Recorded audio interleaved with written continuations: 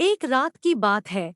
एक छोटे से गांव में एक पुराने हॉन्टेड हॉस्पिटल की कहानी होती है। यह हॉस्पिटल कई सालों से बंद हो चुका था और उसकी खौफनाक बातें गांव के लोगों के बीच में फैल गई थी। एक दिन गांव के एक युवक राजू ने अपने दोस्तों के साथ दिल बहलाने के लिए हॉस्पिटल जाने का निश्चय किया। रात के समय वे बर्फीली सड़कों पर हॉस्पिटल की ओर बढ़ रहे थे। बर्फ गिरते समय उनका दिल धड़कने लगा, लेकिन वे डर को अपनी मजाकिया बातों से दबा दिया। हॉस्पिटल के दरवाजे पर पहुंचकर वे अचानक सुनसानी महसूस करने लगे। एक खुफिया माहौल में वे दरवाजे की ओर बढ़ते ही हॉन्टेड आवाजें सुनाई दी। डरकर भी उन्होंने दिल बढ़ाकर हॉस्पिटल के अंदर कदम रखा। अंधेरे में वे अचानक अनजाने आवाजों के बारे में सुनने लगे, जैसे कि कोई भटक रहा हो। उन्होंने एक कमरे की ओर बढ़ते हुए एक छवि देखी, एक रूखी सूखी महिला जो अपने बालों को खींचती हुई दिख रही थी।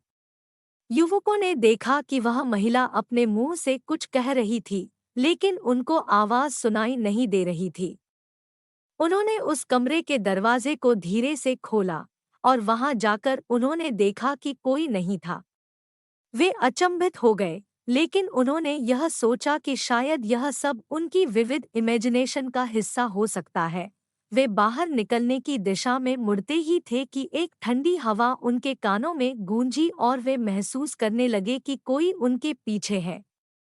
वे बिना पलटे ही दौड़ने लगे, लेकिन उन्हें अनजाने शवों की आवाज सुनाई दी, जैसे कि वे उन्हें बुला रहे हैं।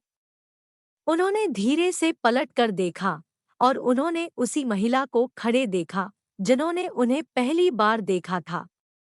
वह महिला अब अपने लंबे लंबे नखूनों से उनकी तरफ बढ़ रही थी और उसकी आंखों में एक विचित्र रोशनी थी। युवकों ने डर से कांपते हुए उस महिला की ओर दौड़ा, लेकिन जैसे ही वे उसके पास पहुंचे, वह महिला अचानक गायब हो गई। वे देखते रह गए, पर उन्होंने उसे फिर कहीं भी नहीं देखा। डरकर और घबराकर युवकों ने तुरंत हॉस्पिटल से बाहर निकलने का फैसला किया और वे वहां से जल्दी से चले गए। उनकी आवाज में डर और असमंजस की भरमार थी।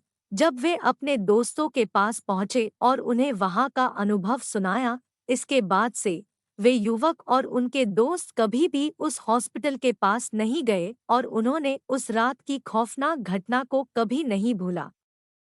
इस कहानी से साबित होता है कि कभी-कभी अद्भुत और खौफनाक चीजें हमारी जिंदगी में हाथ लग सकती हैं और हमें हमेशा सतर्क रहने की जरूरत होती है। कृपया सब्सक्राइब कर हमें प्रोत्साहित करें।